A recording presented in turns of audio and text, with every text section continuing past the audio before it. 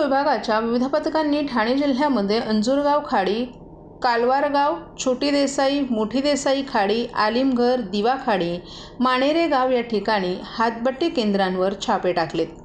या मोहिमेतील कारवाईत 12 गुन्हे नोंदवण्यात आले असून यामध्ये एकूण 21,88,700 रुपये किमतीचा मुद्देमाल जप्त करण्यात आला आहे।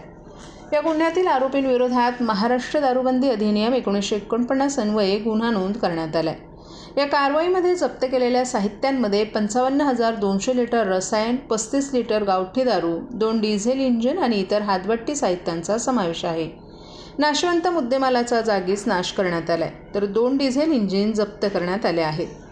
राज्य उत्पादन शुल्क आयुक्त डॉक्टर विजय सूर्यवंशी यांच्या मार्गदर्शनाखाली कोकण विभागीय उपायुक्त प्रदीप पवार यांनी अंबरनाथ, कल्याण, भिवंडी, ठाणे आणि डोंबिवली विभागातील निरीक्षकांच्या पथकानं ही कारवाई केली असल्याची माहिती कोकण उपायुक्त पवार यांनी दिली आहे।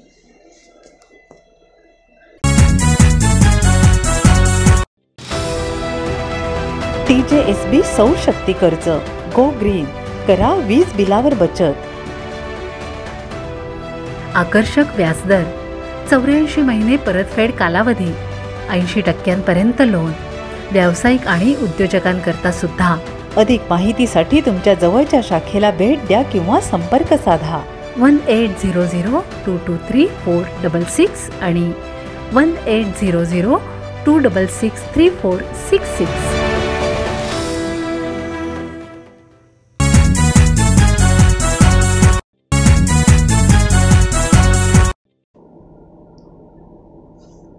ठाणे महापालिका क्षेत्रातील गणेशोत्सव पर्यावरणपूरक असावा यासाठी ठाणे महापालिका प्रयत्नशील आहे। त्याबाबत पर्यावरण क्षेत्रातील संस्था आणि तज्ज्ञ आणि पारंपरिक मूर्तिकार संघटना यांच्याशी संवाद साधण्यात येत असल्याची माहिती ठाणे महापालिकेचे अतिरिक्त आयुक्त प्रशांत रोडे यांनी दिली आहे। अतिरिक्त आयुक्त प्रशांत रोडे यांच्या दालनात या संदर्भात गुरुवारी बैठक झाली। या बैठकीत स्वयंसेवी संस्थेतर्फे रोहित जोशी, मूर्तिकार संघटनेचे प्रतिनिधी मंगेश पंडित, मुख्य पर्यावरण अधिकारी मनीषा प्रधान, उपमुख्य पर्यावरण अधिकारी विद्या सावंत आदी उपस्थित होते। या बैठकीमध्ये पर्यावरण स्नेही गणेशोत्सव 2024 साजरा करण्यासाठी पूर्वतयारी आणि नागरिकांचा सहभाग वाढवण्याच्या अनुषंगाने विविध उपक्रमांवर चर्चा झाली। महापालिका क्षेत्रातील शाळांमध्ये प्लास्टर ऑफ पॅरिसच्या दुष्परिणामांविषयी माहिती देणारे कार्यक्रम आणि शाडू मातीच्या मूर्ती बनवण्यासाठी स्वयंसेवी संस्थांकडून कार्यशाळा आयोजित करण्यात येणार आहेत। पर्यावरणपूरक गणेश मूर्ती आणि सजावटीचं साहित्य यांचं भव्य प्रदर्शन आणि विक्रीही आयोजित करण्यात येणार आहे। पर्यावरणपूरक गणपती मूर्तींसाठी जनजागृतीकरिता माहितीपत्रकं, फलक आणि ध्वनिफीत याद्वारे करण्यात येईल। नागरिकांनी पर्यावरणपूरक गणेशोत्सव साजरा करण्यासाठी पुढाकार घ्यावा असं आवाहन ठाणे महापालिकेनं केले। पर्यावरणपूरक मूर्ती बनवून प्लास्टिक आणि इतर हानिकारक साहित्यांचा वापर टाळून आपण सर्वांनी मिळून पर्यावरणाचं रक्षण करूया असं आवाहन महापालिकेनं केलं आहे। या उपक्रमामध्ये सहभागी होण्यासाठी आणि अधिक माहितीसाठी ठाणे महानगरपालिका मुख्यालय पर्यावरण विभाग येथे संपर्क साधण्याचं आवाहनही करण्यात आले।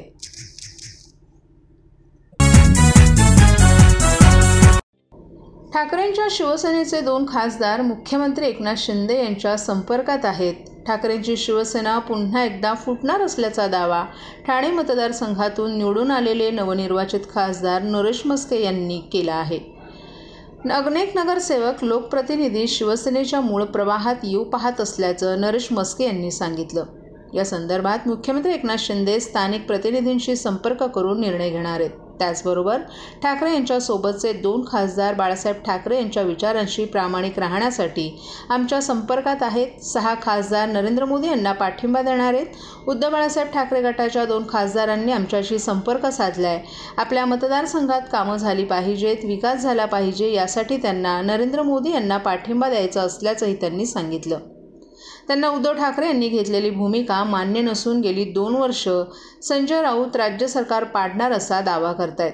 राऊत दररोज सकाळी जागे होतात। शरद पवार यांचा त्यांना फोन येतो, त्यानंतर ते मुख्यमंत्री एकनाथ शिंदे आणि देवेंद्र फडणवीस यांच्या विरोधात बोलतात। ते पेरोलवर आहेत। मानसिक रुग्णाचं हे लक्षण असतं। जे होणार नाही ते झालं आहे असं वाटत आहे। हे लक्षण संजय राऊत यांच्यामधून दिसत असून त्यांना मानसोपचाराची गरज असल्याची बोचरी टीकाही नरेश म्हस्के यांनी बोलताना केली।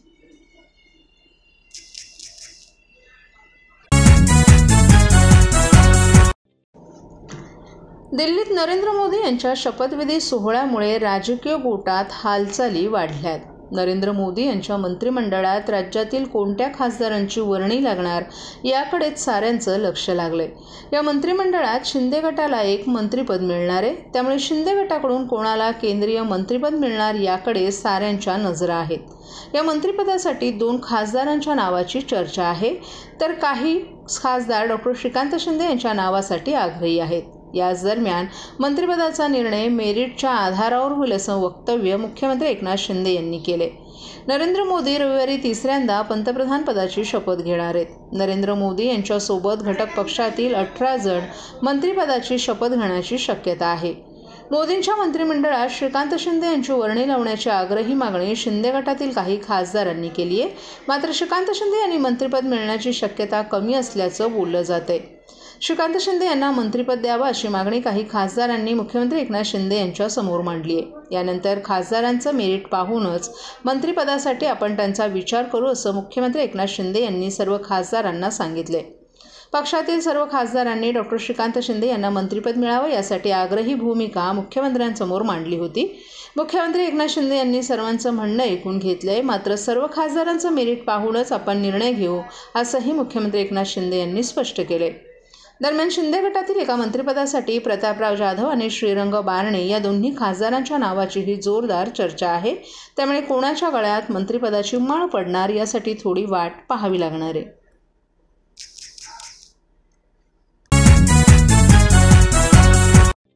सर्व नागरिकांना आवाहन करण्यात येत आहे की सध्या डासांमार्फत पसरणाऱ्या डेंग्यू या आजाराचा प्रसार रोखण्यासाठी प्रत्येकाने पुढील प्रमाणे कार्यवाही करावी. डेंग्यू आजार एडिस इजिप्ती हा डास चावल्याने होतो. या डासांची पैदास साचलेल्या किंवा साचवलेल्या स्वच्छ पाण्यामध्ये होते. 8 दिवसांपेक्षा जास्त दिवस पाणी उघडे व साचून राहिल्यास त्यात डास अंडी घालतात. अंड्यांच्या अळ्या तयार होऊन पुढे डास तयार होतात. यासाठी आपल्या घरातील पाणी साठे उदाहरणार्थ बॅरल्स, पिंपे, टाक्या, हौद, रांजणे इत्यादी दर आठवड्याला रिकामे करून घासून पुसून कोरडे करून पुन्हा भरावे. 1 दिवस कोरडा दिवस म्हणून पाळावा. पाणी साठ्यांना घट्ट झाकणे बसवावीत किंवा जुनी साडी, चादर, धोतर यांनी बांधून झाकून ठेवावीत, म्हणजे डास त्यात जाऊन अंडी घालणार नाहीत. घराच्या गच्चीवर, आजूबाजूला, अंगणात कोठेही पाणी साचू देऊ नये. भंगार सामान उघड्यावर टाकू नये. उदाहरणार्थ टायर्स, प्लास्टिक सामान, कुंड्या, टाकाऊ वस्तू इत्यादी. अशा सामानात पावसाचे पाणी साठून त्यात डेंग्यूच्या डासांची पैदास होते. घरातील कूलर्स, फ्रीजच्या पाठीमागील ट्रे हे देखील वेळोवेळी कोरडे करावेत. लक्षात ठेवा, नुसत्या फवारणीने डास घनता कमी होत नाही, तर त्यासाठी डास पैदास ठिकाणे नष्ट करणे ही आपल्या सर्वांची जबाबदारी आहे. कोणताही ताप अंगावर न काढता जवळच्या शासकीय रुग्णालयात मोफत औषधोपचार घ्या. अशा प्रकारे नागरिकांनी सहकार्य केल्यास डेंग्यूचा प्रसार रोखणे सहज शक्य आहे.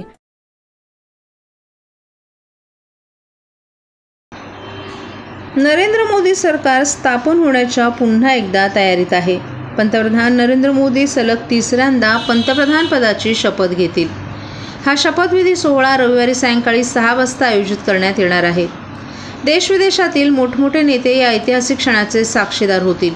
या दरम्यान PM मोदींच्या नव्या टीममध्ये कोण असेल याबाबत चर्चा सुरू आहे. कोण मंत्री होणार? पुन्हा जुन्या चेहऱ्यांना कॅबिनेटमध्ये जागा मिळेल की नवीन चेहऱ्यांना संधी दिली जाईल याबाबत अद्याप अधिकृत चर्चा झाली नाही. मात्र काही अंदाज व्यक्त केले जात आहेत. सूत्रांनी दिलेल्या माहितीनुसार NDAच्या घटक पक्षांच्या कोणत्या जागा दिल्या जातील याबाबत चर्चा सुरू असून लवकरच यावर निर्णय घेतला जाईल.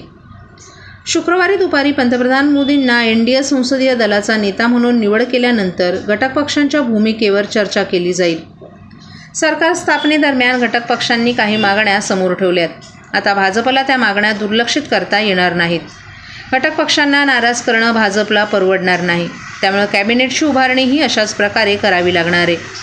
भाजपसोबत असलेले महत्त्वाचे घटक पक्ष JDU आणि TDPच्या सूत्रांनी दिलेल्या माहितीनुसार घटक पक्षांना किती जागा आणि मंत्रिपदं दिली जातील याबाबत कोणतीही चर्चा झाली नाही. पंतप्रधान याबाबत निर्णय घेणार असल्याचं भाजपच्या सूत्रांकडून समोर आले।